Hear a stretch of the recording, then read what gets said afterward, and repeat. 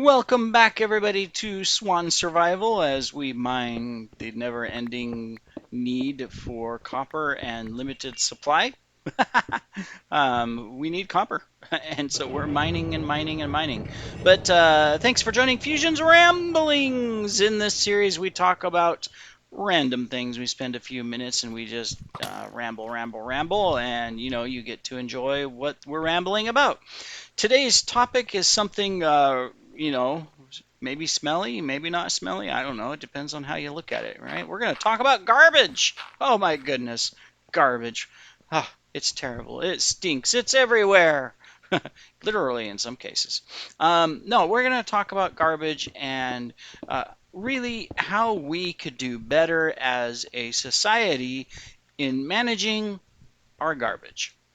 I'm sure that if you're like me, you've watched a couple, news documentaries, episodes, other things where they've talked about the amount of garbage that humans produce on a yearly basis, and it's in the billions and billions and billions of metric tons. I'm exaggerating there, but it's huge.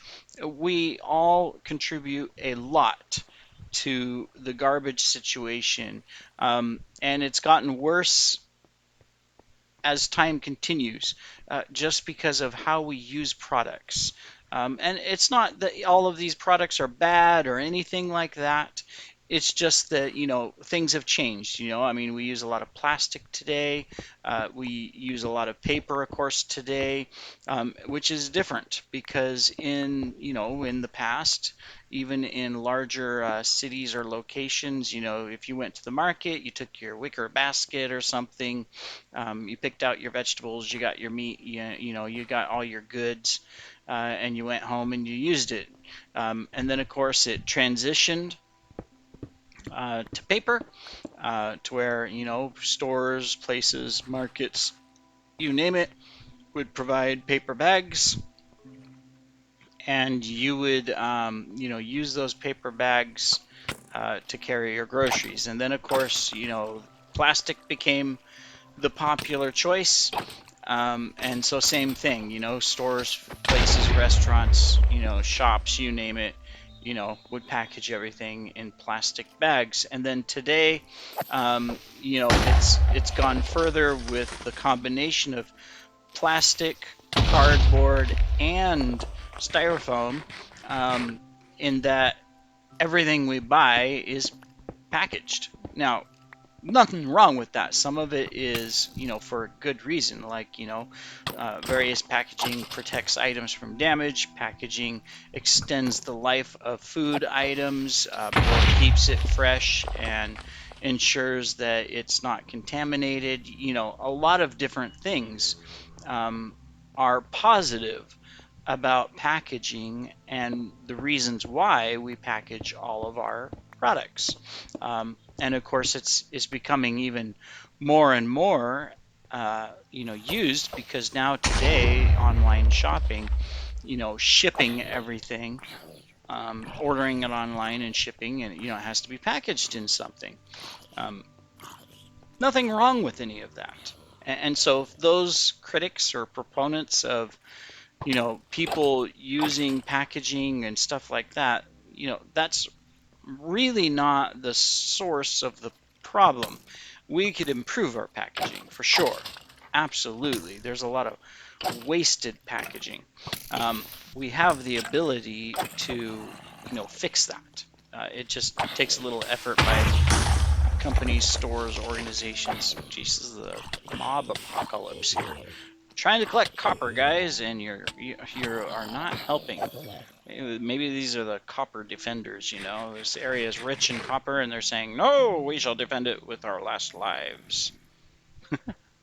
Well, they didn't do a very good job. Anyways, back what I was saying. So it's not necessarily an issue always with that. Oh my goodness. Go away! That products shouldn't be packaged, right? And I'll give you an example of why I feel that way. Is like I go to the store, and there's certain stores that implement the no plastic policy. I mean, good initiative, bad decision, because what do? You buy, let's say, wet items, stuff that comes from the freezer, refrigerator, you name it, right? What do? They put it in a paper bag. Now, wet and paper do not mix. And 9 times out of 10, you don't make it home before the bag has disintegrated to the point that you can't pick it up, because if you do, the wet items are just going to fall through the bottom, right? So, terrible decision by the store. Um, Completely understand why they do it, but terrible decision. It just does not make sense. And, you're still using paper, so you're still technically not helping, the environment, even if it is recycled paper. Um, I'm going in circles again. I swear I've already been in these tunnels. Hello, creeper. Where have I not been? All right. Anyways, so what's the better solution? Okay. Well, some say, well, have the shoppers all bring a eco bag, right? Which I have. I use eco bags all the time, and they work very well. But then what happens when you make that emergency stop and you need to get something at the store? What do you have to do? Well, you either have to deal with their paper, or you've got to buy a new eco bag from them, which they are happy to charge you a nice price for.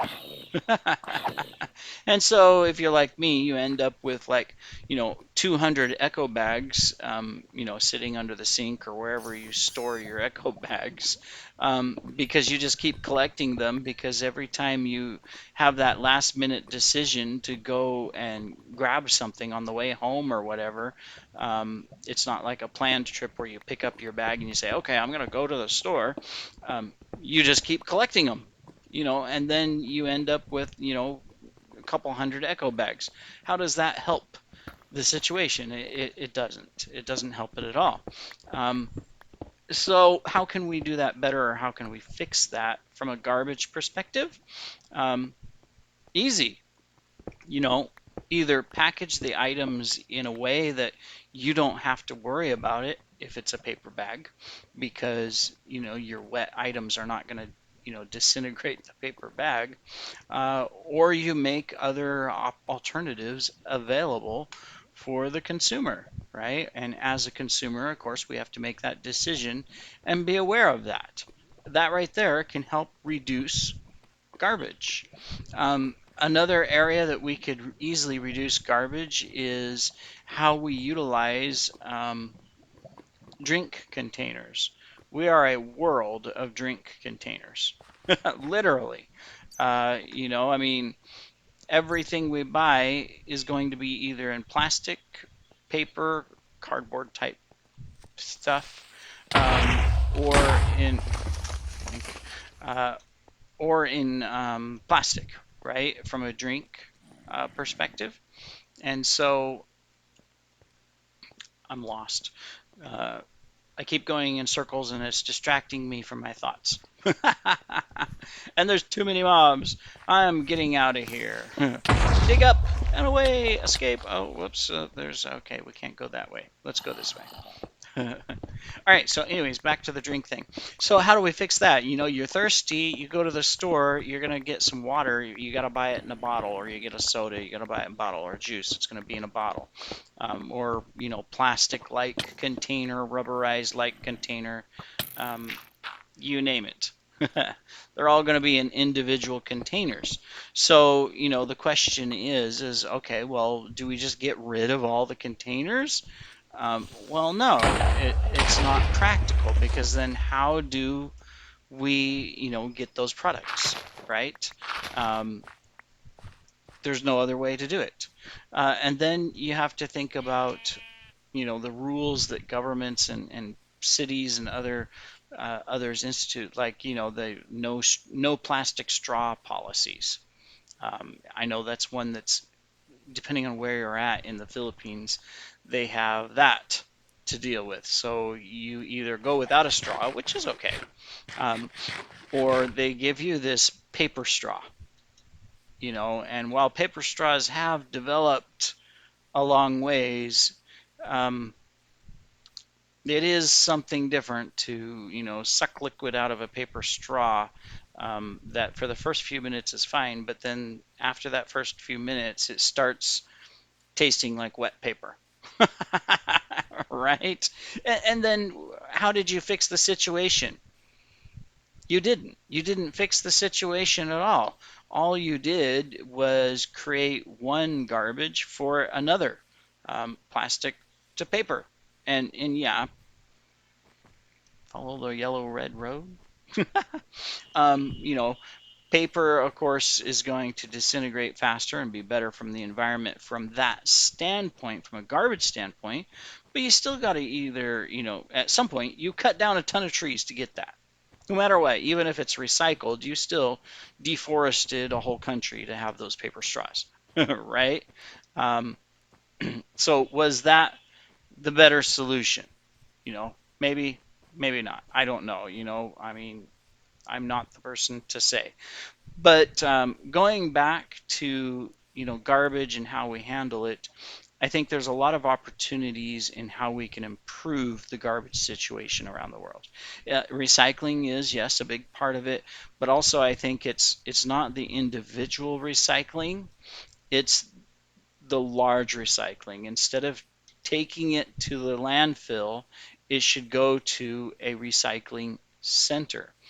Um, I always had the idea, and I know this exists in some places, that um, you would have all your garbage go to a central location for an area, and it would go through some automated as well as manual sorting and processing to pull out all of the metals, to pull out all of the glass, to pull out all the plastic and styrofoams, and to separate items to where you can now recycle all of those items. And recycling is a huge business.